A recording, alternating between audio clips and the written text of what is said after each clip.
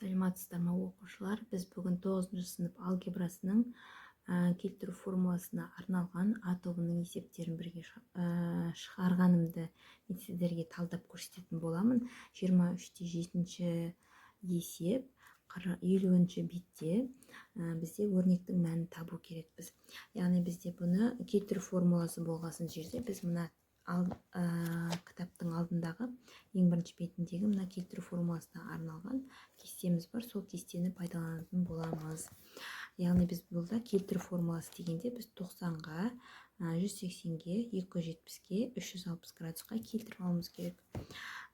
Бізде берілген екен біріншісі котангенс минус 45 градус көбейтілген косинус 225 градус көбейтілген синус 150 градус деп тең болады. Котангенс минус 45 градус дейміз. Жалпы котангенс минус альфамыз минус алдынан шығып кетеді котангенсіміз. Себебі бізде жұп және тригонометриялық функциялар дегенде синус минус альфамыз бізде минус синус альфа болады. Яғни минус таңбамыз синустың алдына шығып кетеді функциямыздың. Косинус минус альфада жұп функция косинус деген, яғни косинуста жұппен шығады. Қалған функциялар бізде тақ функциялар көрсеңіз болады. Яғни косинустан басқасының барлығында бізде минус таңбасы алдынан шығып кетеді екен. Яғни минус котангенс 45 градус көбейтілген 225 градусты біз жаңа айттық қой, келтіріп аламыз деп 180 қосылған альфа деп келтіріп алам. 180 қосу 45 деймін. 180-ге 45 қоссақ бізде 225 градус шығады. Және көбейтілген синус біз 150 градус болғасын жерде мен 90 градус алам. 90 градус плюс 60 градус деймін. Сонда 150 немесе 180 минус 30 десеңіз де болады.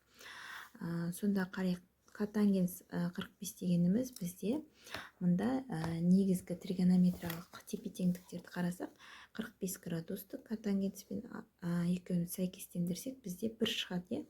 Яғни 1-ге тең екен. Алдындағы минус таңбасы бар, ұмытып кетпек. Минусымыз бар. 1-ге тең көбейтілген косинус 180 плюс альфада бізде қарайық келтіру формуласына. Косинус 180 плюс альфада минус косинус альфаға тең екен. Яғни манағы минус пен минусымыз плюс болып кетеді. Косинустың өзі шығып тұр, 45 градуспен. 45 градуспен. Және синус 90 плюс альфа келтіру формуласына қараймыз. Синус 90 плюс альфа дегеніміз косинус альфаға тең екен.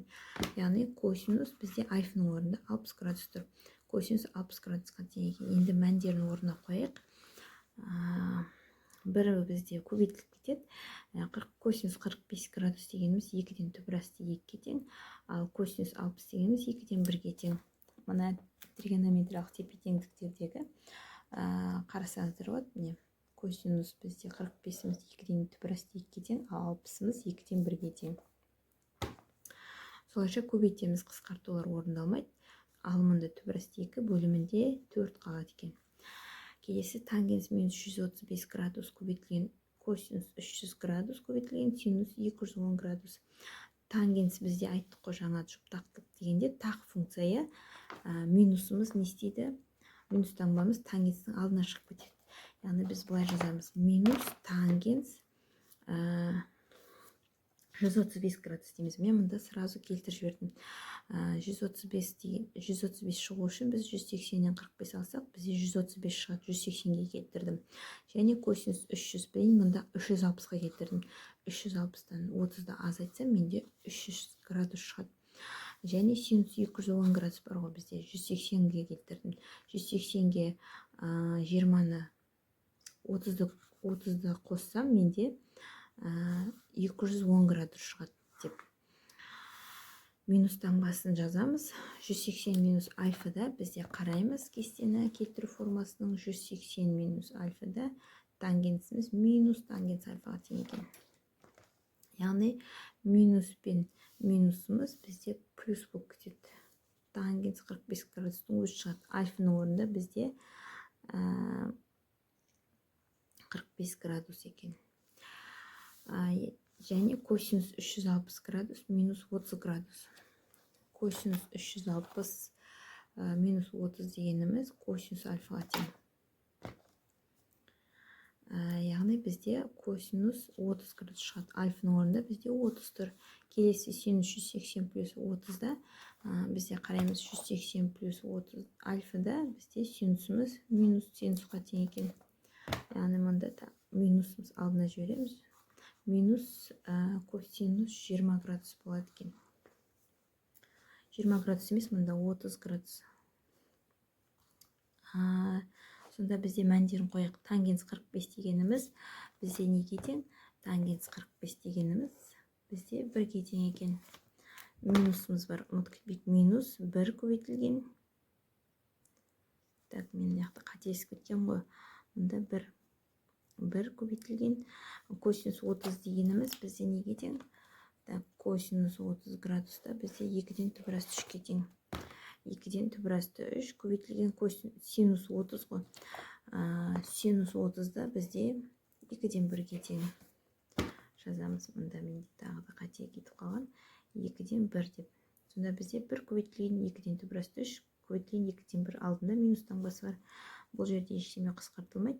Сондықтан жазамыз. 4-тен 2-ге 2 көйтеміз. 4 түбір асты 3 қалады екен. Тек қана жауабы минус 4-тен түбір асты 3 екен. Келесі бізде котангенс минус 3π бөлінген 4 көбейтілген косинус 150 градус көбейтілген синус 5π бөлінген 3 берілген. Котангенсте бізде қалай шығатын еді? Косинустан басқасының барлығы минус таңбасы сыртынан шығып кетеді. Жазамыз. Минус котангенс 135 градус деп. Яғни мен мынаны 1-ден градусқа айналдырып жібердім. Градусқа қалай айналдырамыз? Бізде котангенс 3π бөлінген 4 болса, бізде π дегенімізді 180 градус деп аламыз. Яғни котангенс 3 көйтілген 180 бөлінген 4. 180-ді біз 4-ке бөлсек, 45 келеді. 4 16, 20 бөлінген 4, 5, 45. Сосын 45-ті 3-ке көйтсек, 120, 135 градус екен. Сонда бізде неге тең? Котангенс 135 градусқа тең.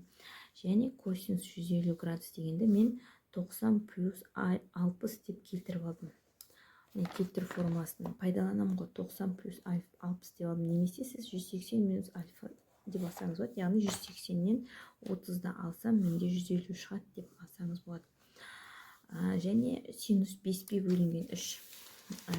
Тағы да синус 5π бөлінген 3 дегеніміз бізде синус 5 көйтілген 180 бөлінген 3. 3 пен 180 қысқарады, 60 қалады. 60 пен бізде 5 көйтсек 300 градус болады екен. 300 градус болады. Бізде котангенс 135 градус дегеніміз. Котангенс 135 градус дегенімізді мен котангенс 180 минус 45 деп алдым. Тағы да келтіріп алдым. Косинус 90 градус плюс 60 градус дегенімізде бізде қарайық мына келтіру формуласынан 90 плюс альфада косинусымыз минус синус альфамен шығады екен. Яғни минус синус 60 пен шығып тұр. Минус синус 60 градус пен шығып тұр. Альфаның орнында бізде 60 тұр. Келесі синус 300-ді мен 360 минус 60 деп алдым. Яғни 360-дан 60 алса, менде 300 шығады. Сөйтіп келтіріп алдым. Енді келесі минус синус 60 градус дейді. Синус 60 градуста менде 2-ден түбір асты 3-ке тең. Яғни минус 2-ден түбір асты 3-ке тең. Және де котангенс 180 минус альфа дегеніміз қарайық. 180 минус альфада котангенсіміз минус котангенс альфа болады екен. Минус котангенс 45 болады екен. Сонда менде минус пен минусым плюс болып кетіп тұр. Келесі синус 360 минус альфа. 360 минус альфада синусым минус синус альфаға тең. Яғни қайтадан минус шығады екен. Минус мында бар синус 60 градуста, менде альфаның орнында 60 тұр.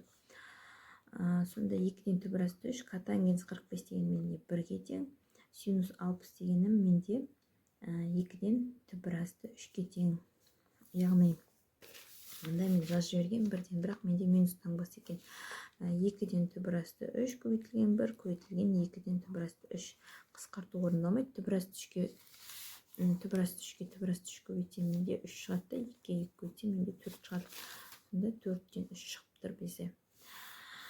Келесі төртіншісі котангенс минус 225 градус көбейтілген косинус 8 пи бөлінген 3 көбейтілген синус 330 градус.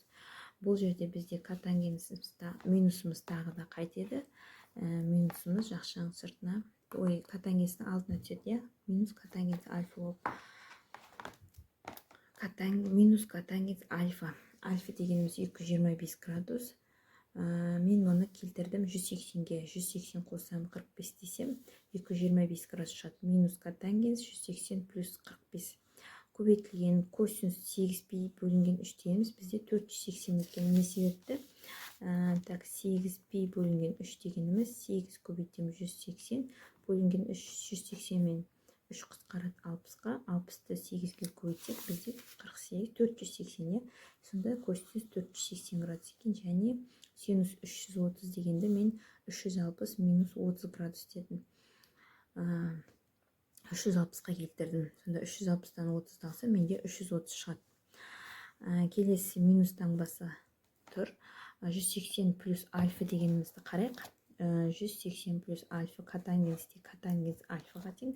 Яғни котангенс 45 градусқа тең. Және синусты мен жазғанмын, котангенс деген синус 360 минус альфа. 360 минус альфа дегеніміз синуста минус синус альфаға тең. Яғни минус пен минуспен плюс болып кетеді. Синус альфа дейміз, яғни синус 30-ға тең. Және мына косинусты мен 360-ға келтіріп алдым. Косинус 360 плюс 120 деп. 360-ға 120 қоссақ бізде 480 шығады. Сонда бізде котангенс 45 градусымыз нешеге тең? Қарайық. Котангенс 45 градусымыз бізде 1-ге тең. 1-ге тең дейміз. Синус 30 градус дегенімізді қарайық. Синус 30 градуста 2-ден 1-ге тең. Жазамыз не? 2-ден 1 көбейту косинус 360 плюс альфа дегеніміз. Қарайық, келтіру формасына 360 плюс альфа дегеніміз косинуста косинус альфаға тең. Яғни косинус 120 градусқа тең. Және косинус 120 градустың мәнін қарап жүрейік. 120 градуста косинусымыз неге тең? Минус 2-ден 1-ге тең. Яғни 2-ден 1 көбейтілген минус 2-ден 1 ғомында. 2-ден 1 көбейтілген минус 2-ден 1 ол дегеніміз тең болады. Минус 4-ден 1 екен. Жалпы бізде сонда есеп барысында не қажет болды? Мына тригонометриялық функцияның жұптақтылығы қажет болды. Және негізгі тригонометриялық тепе-теңдіктер қажет болды мәнін жазу үшін, қысқарту үшін, және келтіру формуласы басты біздің формуламыз,